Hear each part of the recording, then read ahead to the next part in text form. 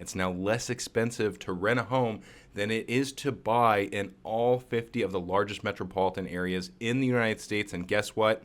Our beloved Portland, Oregon is in the top 10. In this video, we're going to break down renting versus buying in 2024 in Portland, Oregon. So if you're thinking about moving here, you're going to know exactly what to expect. Stick around.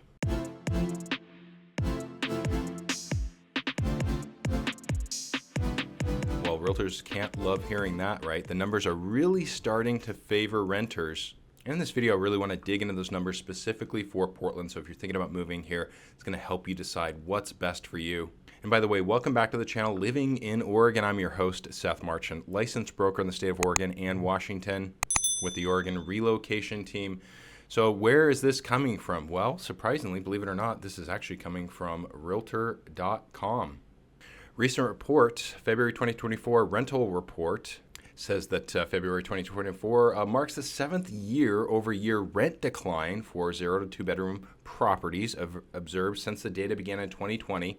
Asking rents dipped $7 or 0.4% year-over-year.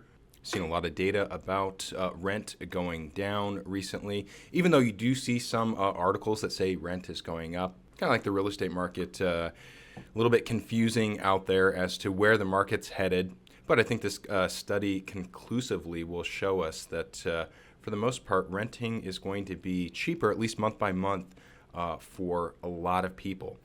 It also says despite the 7 months decline, the U.S. median rent was just $50 or negative 2.8% less than the peak in August of 2022. Notably, it was still $252 or 17% higher than the same time in 2020. So let's look at this list here. And we'll see where Portland falls within the list. They actually took 97 metro areas, and Portland fell 7th. So Portland has the 7th most favorable rental market, at least as of February of 2024. And the difference is the median rent for Portland, and this includes Vancouver, Washington as well, $1,655. Monthly buy cost, it says. In other words, your mortgage payment would be just over $3,000. So that's a difference of about $1,400 a month. Now, like I mentioned, this video is designed to be helpful for you people that are thinking about moving to this area. And these numbers, quite frankly, both of them struck me as being a little bit low. So wanted to dig into that a little bit. And as a real estate broker in the state of Oregon, there is no broker-renter relationship. Renters are reaching out directly to landlords or sometimes to an owner to submit an application. There's no middleman realtor in this case. I know there is in some other states. So realtors in Oregon aren't exactly rental experts, but we do usually keep some sort of like pulse on the market, whether it's because clients of ours need to rent before they buy when they move here, and they need a place to stay while they shop around, or for investment properties. Working with buyers with investment properties, looking at rents, kind of gives us an idea of typical rents, and just, of course, being a part of groups online where these things are discussed. Both these numbers struck me as a little bit low. One place I looked real quick, there was a semi-recent post for Portland. What do Portland residents currently pay in rent for a 2-bedroom home or apartment? This was on Reddit. The top comment says, I just went to an open house for a 2-bed, 1-bath duplex last night in a not a super desirable northeast location for $1,950 a month rent. And there were like 20 people there, and most of whom seemed like they were planning to apply. Had a few other similar experiences with other properties, other places that I couldn't get in despite submitting within seconds of the open application period. Anything with even a modicum of privacy and a tiny fenced yard is in super high demand. This other person says $1,600 for a 2-bed in St. John's, which is northeast Portland. This person says $1,550 for a 2-bed in southeast Portland, $1,800 for a 3-bed in North Portland. And as far as a mortgage goes, average home price around Portland, mid-5s, let's call it $550. We do a 20% down payment on a 30-year loan at 6.5% interest, which is right about where we're at right now. Comes out to about $3,700 a month. So $1,655 for an average rent in Portland. Probably going to be a little bit low. You might have to get lucky. Might have to beat out 20 other people like that person mentioned. Probably going to be a little bit higher. And also on the same token, your mortgage payment probably going to be a little bit higher than $3,000 a month typically. But we'll stick with these numbers But we'll stick with these two examples. The difference between these two, I ran the math, over the course of about 30 years, you might expect it to be somewhere in the neighborhood of 400,000 to 500,000. Depends on how much rent goes up over that period of time. So in other words, you're going to have, if you set the money aside, you don't touch it, just put it in a bank account, you would have about $400,000 to $500,000 more over the course of 30 years renting and putting the excess aside than if you were to buy. Now, of course, if you bought and sold over the course of 30 years, your home's going to be worth right about that, at least after fees and everything's all said and done out the door. You're going to walk away with at least $500,000. But that's if all things stay the same. That's if market conditions don't change, which of course they will. I do happen to have a study that looks at the past 30 years, renting versus buying, which is actually better. This is published at the end of 2023 in December, so it is newer. And what they did was they took the cost of home ownership, including paying things like taxes and maintenance, and they tallied that up. And they compared it to the cost of rent with some sort of rent, adjusted inflation number. They put their methodology down here at the bottom of this article. And I'm going to show you the top 10 list of places that were the most favorable over the past 30 years. A couple things that jumped out to me. Long-term renting is currently cheaper than home ownership in 46 of 97 major cities we researched. Again, this article came out a couple months ago, right before this article came out from Realtor.com. So these things, sort of align. 69% of renters believe that renting is the best financial decision for them of right now. It doesn't really tell us much. You could also say that 69% of people doing what they're currently doing believe that what they're currently doing is the best thing for them. So that doesn't really mean anything. But I did notice this, just 9 out of 97 cities we analyzed had monthly mortgage payments that were cheaper than monthly rental payments. I have to imagine that these are either cities that are super competitive, like maybe New York or Miami, where rentals are really competitive, or somehow they got to that number another way. It's pretty hard to imagine your mortgage payment being less than your rent payment, but that is the case in some places, and we do have a top 10 for that as well, and we'll look at that next. So top 10, last 30 years, 10 cities where renting is cheaper than buying. What's the thing that jumps out to you here? The vast majority of this list is in California: Irvine, California, Fremont, San Jose, San Francisco, LA, Long Beach, and then Anaheim. So 7 out of the 10 are California. And then we have Virginia, Wisconsin, and Austin, Texas, which Austin, Texas has been a really hot market recently. So if you moved to Austin, Texas 30 years ago, one person buys a home, the other person rents. What would the difference be between the two? The total cost of owning Austin, Texas, $1.626 million. Total cost of rent over the course of 30 years, $1.247 million. That's a difference of $378,000. So going to be kind of similar to Portland for the rough math that I did for Portland. And Austin, Texas home prices going to be very similar as well. Maybe a little bit higher, like low 600s, something like that. So if this renter just pocketed this $378,000, if the buyer then goes ahead and sells their home, they're going to walk away with more than $378,000. But nobody's doing that, or at least I wouldn't expect people to do that. People that are renting, the idea is to take this excess and to invest that money. And that's the question for a lot of people. When you're analyzing renting versus buying, that there's kind of two things. Your monthly payment. So is cash flow important to you? Does it really matter what your monthly payment is? The answer for a lot of people is going to be yes. That's what most people are focused on. But other people that are trying to answer this rent versus buying question are also trying to figure out long-term, what's the greater ROI? Or if you don't want to call it a return on your investment, because some people would say it's not investment, what's the thing that will put more money in your pocket or take less money in your pocket, be the better value, however you want to look at it. Some people are trying to answer that question. And so with this difference here, the question becomes would you have been able to take that $378,000 over the course of 30 years and invest that money and come out with more money than the home that the buyer owned and then sold? And the answer in this case, again, looking at the top 10 cities, if you were lucky enough to pick one of the 3 cities outside of California in the past 30 years to have rented and picked one of these top 10 cities, would you've also invested the money diligently and wisely? enough so that that money was greater than the proceeds of the sale for the buyer. In this case, the answer is probably yes. Pretty conservative numbers if you invest in some sort of fund or ETF or some sort of like long-term thing. Returns for the market are like maybe 6 to 7%, kind of on average, 7 to 8 being kind of better. So at 7%, you can double your money compounded over the course of 10 years. So just shooting from the hip, if you're diligent about taking that excess, investing every single month, and you got lucky in a place like this, Austin, Texas, most likely, yes, you would come out ahead as a renter over the course of 30 years.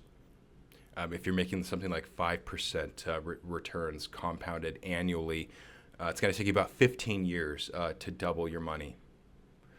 So can you identify one of these places that over the course of, say, 30 years or so, renting is going to be considerably more favorable than buying? And then can you then take that excess capital and diligently invest it in and month out? And I make that point because if you have some sort of life disaster and you need a lot of cash, if you have that cash in your savings and that cash was supposed to be allocated toward investing, a lot of people are going to tap into that savings.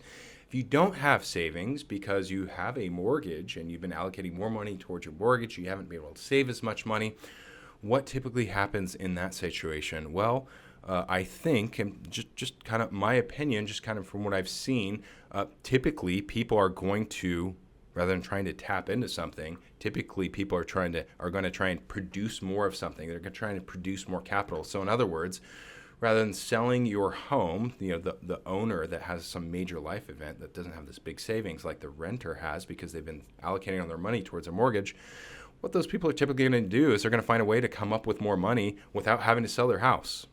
Now, I know that's a highly speculative, and some people might not agree with that, but I've seen that play out quite a bit from just personal anecdotes. If you have a major life event, you need a lot of money, you have a lot of money, people typically would just go tap into that money rather than saying, I'm going to get a second job and I'm going to work an extra 10 hours a week for some period of time, or I'm going to find a way to produce more capital because that money I set aside, it's for investing. I'm not going to touch it under any circumstances because that's how a mortgage works when you buy a home. You don't sell your home. You don't go into foreclosure unless you absolutely have to, of course. So I want to point that out for somebody that's really trying to make this calculation as to what's going to be a greater return over the course of 30 years. The mortgage and what happens with your with your home is going to be much more predictable. Renting is going to be much less predictable as far as your rent payment, being able to stay in the same place, and major life events and having to potentially tap into funds. In other words, this calculus is very complex. It's not as simple as just doing a little bit of multiplication and comparing the sum of purchasing versus the sum of renting over the years. There's going to be a lot of variables that come into play over the course of 30 years that you might not be able to account for. All right, and then real quick, I'll show you, since it's right here, the top 10 list. 10 cities where buying is cheaper than renting. Nashville, Tennessee, over the course of 30 years, cost you $1.25 million to buy, $1.9 million to rent. That's pretty crazy to me. Some of these other towns showing up were actually in areas that I would expect to be really competitive for rentals, like I mentioned, Miami or New York. But the calculus here is going to be a lot more clear. I think if you were in Nashville, Tennessee for the past 30 years, if that's the numbers you're working with, it's going to be really hard to have made renting give you a greater return on investment than buying. And the other thing that kind of makes this calculation hard is for the renter, the money that you're investing every month, that excess money that you would have otherwise applied to a mortgage, is going to be really front-loaded. In other words, your rent is going to go up over time. Your mortgage is not going to go up over time. Here's a graph that's been circulating around quite a bit lately. And what it's telling us is the average cost to buy a home, about $2,700 a month. Nationally, average cost to rent $1,845 a month. And as you can see, rent has been higher nationally than it was to purchase at some points, and not too far in the distance past, even like 2019, for example, right after the 2006-2007 housing bubble, it became a lot less expensive to buy than it was to rent, at least monthly back then. And by the way, if you're not familiar with this history, see a lot of people talking about bubbles, of course. We make videos about, about real estate market updates and predictions as to what's going to happen. And if you look at home values or home prices over the past 50 years, it's going to be very similar to this graph that you're looking at right now. Here's going back to about 1963. This is average sales price of houses sold in the United States. You can see right here, 05, 06, 07. You can kind of see this is what people call a bubble. Now, this is referred to as a housing bubble. I've never heard anybody refer to it as anything other than a housing bubble. There's actually a movie made on this called The Big Short. But for all of you people that are not familiar with this, I don't really actually like to think of this as a housing bubble. And the reason being is because a lot of people are calling this, what we're in right now, a bubble. Although this is not home values, this is home prices. These things are correlated, but not the same thing. Home values are actually not down over the last couple of years. They're right about even, maybe about up 1 or 2%, depending on where you're at. But home sale prices have gone down because people are buying less expensive homes because interest rates have been so high lately. So the reason why it's kind of problematic to think about this as a housing bubble is because if you know about this history, it didn't have anything to do with housing that caused this crash. It was the mortgage industry. It was also the economy, but more so the mortgage industry. And I want to make that distinction for, especially for the younger people that don't know what happened here, because a lot of people see this and they think what goes up, especially when you go up this fast, what goes up must come down. So a lot of people thinking that this is going to come down as opposed to going back in the 60s, 70s, 80s. You see this gradual kind of uptick. You're not going to expect the inverse to be somehow like gradually a lot worse. But when you see this right here, people expect, well, it went up too fast, it's going to come down fast again. People kind of expect that right here. The reason why this happened is because banks let people take out loans for homes that they could not afford with rates that were variable, which you should probably not have. There are some variable rate situations right now, like ARMs are a common one. I can get you connected with a lender if you have more questions about that. But what people were doing back then that is not as common now is they were taking out loans where their monthly mortgage interest rate could vary. So if you've looked at these things, and a lot of people have looked at these things over the last couple of years, if you go back to 06, 07, somebody might not have had any idea what the difference between 3 and 6% interest is going to be in their mortgage payment because nobody really looks at that data back then. But lately, people have looked at that a lot. So people have kind of more of a gut instinct, a more sense as to what their mortgage payment is going to be as far as a 3% rate or 4% rate, 6% rate. And if you've done the math, might as well run it right here since I have it in front of me. Again, 6.5% on an average home in Portland, 20% down, about $3,700 a month. If that's 3%, it goes down to $2,700 a month. Massive, massive difference. So people are a little bit more privy to rates and how those impact things. People weren't that privy back then. They weren't as savvy about rates. So they said, okay, my rate goes up, whatever, big deal. People were also getting loans for multiple houses.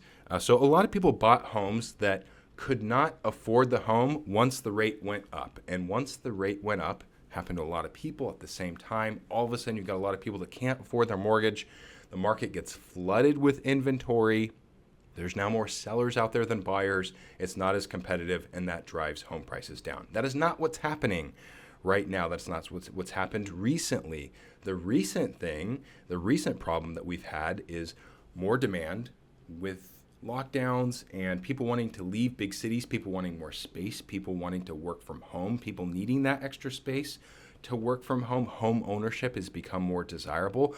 With the lockdowns and everything that came with the supply chain shortages, that hurt inventory. So demand went way up, inventory went way down, and that's what caused home prices to go up.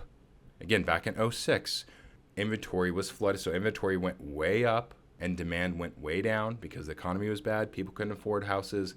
That's what it takes to drive home prices down. We don't have that right now. So I don't want people to think that this is a bubble, like that's a bubble and these two are going to, and this is going to be a bubble. If you know what really happened here, you know it's a lot different than what's going on now. Not to say that we aren't necessarily in a bubble. In fact, if I was going to make an argument for what's an actual housing bubble, we might be more in a bubble now than we were then. And that really ties into affordability. Homes are about as unaffordable as they've been in recent decades. which is a reason why demand could potentially go down. I digress on that. That was too long of a tangent on the housing bubble. The point I wanted to make is that over the course of 30 years, aside from your ROI, like I mentioned, a lot of people just looking at their monthly payment. So if we put this graph, if we run this out over the next 30 years, this $2,700 a month for all the home buyers is going to remain the same. And this $1,845 a month for renters is going to continue to go up, up, up. Right? So at some point over the next 30 years, before 30 years, the rent will become higher than the mortgage. So for a lot of people, why do people still buy, or why are people going to continue to buy even if renting is less or dramatically less than a mortgage payment? That's a big reason why, is security. They want to have a paid off home at some point. They want to know that their mortgage payment is going to be the same every single month. They're not going to have to worry about it going up every month like renters are going to do. That also gives people a greater sense of security, and people want to move places where they know that they're going to be able to stay in that place and they're not going to be forced to move because their landlord sells their home.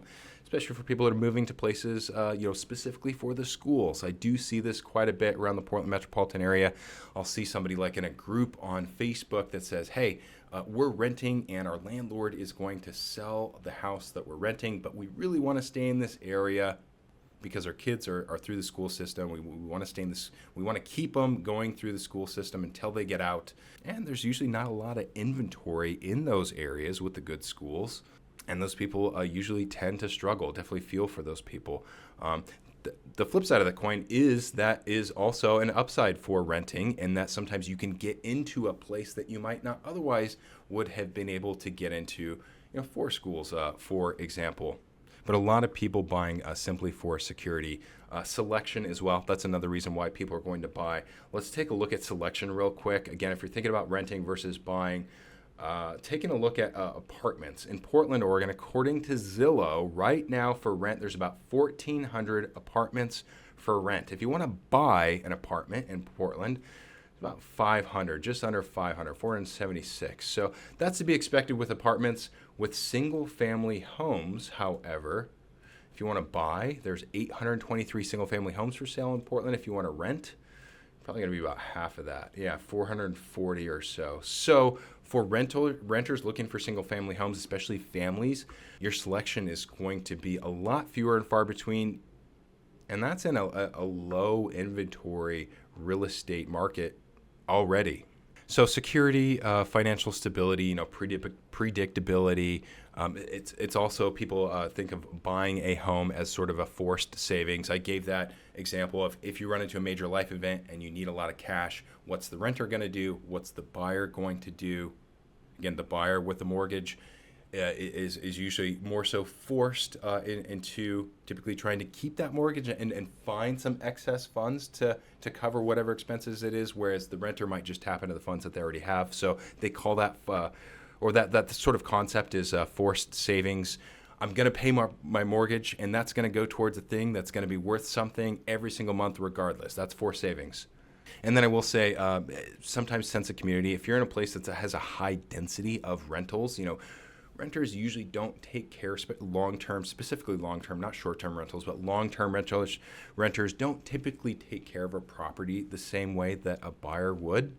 There's a greater sense of pride in home ownership and taking care of something that you own. And, not to take anything away from renters. That's not to say anything bad about renters. If you're familiar with this, if you've ever owned a property and rented, or sold a property that was a rental, or bought a property that was a rental, if you're familiar with properties that are long-term rentals as opposed to properties that have been owned and purchased with a mortgage, you will know that there is a difference. Sometimes you can even tell the difference without knowing if the property is a rental or has a mortgage, just by looking at the property. So some people prefer to be in an area where there are more buyers and where there is a sense of home ownership, where somebody is really going to have a higher expectation that they're really going to take care of that property, as opposed to renters. The feel with a renter is like the landlord needs to take care of the property. And is the landlord always going to take care of the property and keep it up the same way that a buyer would do? No, usually not. So if you're moving to Portland, Oregon, definitely going to be cheaper to rent. If you're thinking about buying, It's a personal finance. This is a personal finance question. Is it right for you to rent or buy? The answer technically is different for everybody. And I'm going to leave you with this one last thing. I found this recently published just about a week ago, and it really sort of highlighted for me this whole rent versus buy question. And I'm not even sure actually the article was intended to do that. I can't imagine that the irony of this article does not escape the author, but listen to this, because this is the first time I expected this article to make a case for renters. I'm a self-made millionaire. Here's why I rent and don't buy my home. All right, listen to this. What the author says is, few people know more about money than those who built their own fortunes from scratch. Stands to reason then that a self-made millionaire who owns houses because of home ownership is the key to building and preserving generation wealth, right? Not necessarily. Go Banking Rates spoke to one self-made millionaire who chooses to keep renting despite having more than enough money to buy his own home. It gets better than that. Let me skip through here to, okay, so we have a net worth of $2 million, primarily for my wife, who owns a consulting company. Our income is about $350,000 a year. The couple's successful careers and hefty income provided them with financial security, and their investments are securing their wealth for the next generation. And renting, they say, renting their primary residence is a key part of the long-term investment strategy. Wait a second, renting their primary residence. What does that mean? Do they own the home? Are they renters? Are they owners? What is it? Gil owns a house in the nation's capital, but he and his wife do with it what their landlord does with the home they live in one state over. And if you're not familiar, this is in Washington, D.C. D.C. is right on the border of Maryland and Virginia. So when it says one state over, it just means they live, probably 20, 30 minutes away. They rent it for passive income. I live in D.C., and we decided to rent our home, which is valued at $1.1 million. It's probably like a 1,200 square foot, a smaller house for D.C. Home prices are very high in D.C. With tenants living in home he owns, Gil and his wife crunched the numbers, decided signing a lease made more sense than taking out another mortgage. So instead of buying a new home, we went with a larger home in Montgomery County, which is kind of out in the suburbs from D.C. Our mortgage is $2,500 per month, and we receive $4,700 a month in rental income. Okay, $2,500 a month mortgage, $1.1 million home. That means that they put down a very large down payment, and the rate is low, and this mortgage was probably taken out quite a while ago, because look at the disparity in rent here, D.C. They're paying $2,500 a month in mortgage, and rent is $4,700 a month. So that leaves enough to cover his entire mortgage payment while cutting his monthly rent nearly in half. Our rent payment is $4,500 a month, so they pay about the same in rent as what they're charging. So we decided to rent because our monthly housing payment is only $2,300. Well, it says $2,500 right there, but it's probably just a mistake. Okay, so this guy owns a home that he rents out, but he also rents a home. So that goes back to what I said just a moment ago. This is a personal finance decision. Whether or not it's better to rent or buy is going to be different depending on the person. It's also going to be different, I think, as this article sort of highlights, the point that this article sort of makes. I don't think that they intended to make this point, but the calculus for old Gil here at some point changed. At some point in the past, it made sense for him to buy a house and have a mortgage. They looked to move at some point, and they reassessed the math and said, you know what? We can rent out our home and rent a home for about the same price and be out in the suburbs and get a larger home. So effectively, their cash flow is about the same, but they have a mortgage that somebody else is paying off for them, and they're in a slightly larger area, just slightly outside of the city. So I want this to be as unbiased as possible. Again, I am a licensed real estate broker in the state of Oregon. I've helped a lot of people relocate here. It doesn't escape me that it's possibly biased, of course, that I might be in favor of buying versus renting, but I'll tell you this. I'm never going to talk you into buying a home, nor do I think that I could, even if I wanted to. I don't think I could ever convince somebody just to buy a home that wasn't thinking about buying a home. But what I can do is I can help broker a home for you. I've lived in Oregon my entire life. I've helped a lot of people, like I said, do this. If you're somebody that's thinking about taking the next steps, if you have questions, anything at all about moving to Oregon, and again, buying a home, I can't help with rentals. maybe answer a question for you, but I can't facilitate the process. For all you buyers out there thinking about taking the next steps, I invite you to call, text, email, however you want to get in touch. All the contact information is below. You can hit that QR code. It'll take you to our website. You can also find a link to our calendar if you want to schedule a Zoom with us, just below in the description of this video. It's how a lot of people meet with us that are coming from outside of state, at least initially. We'll meet face-to-face over Zoom. But however you get in touch with us, we'd love to hear from you. If you want to see more videos about what it's like to live in Oregon, a lot of the videos on our channel show you the neighborhoods, pros and cons, kind of give you a better feel for what things look like, more so than talking about data and things like this. We've got over 100 videos on the channel. We release new videos every single week. So if you want to see more videos, make sure and subscribe to this channel. If this video helped you even at all, if you agree anything at all, please give me a thumbs up. Lets me know I'm doing a good job, and feel free to leave us a comment.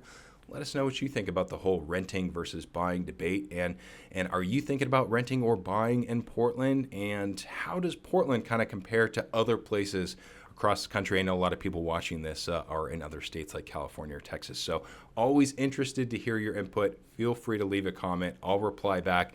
Hope you have a great day. And until next time, take care, everyone.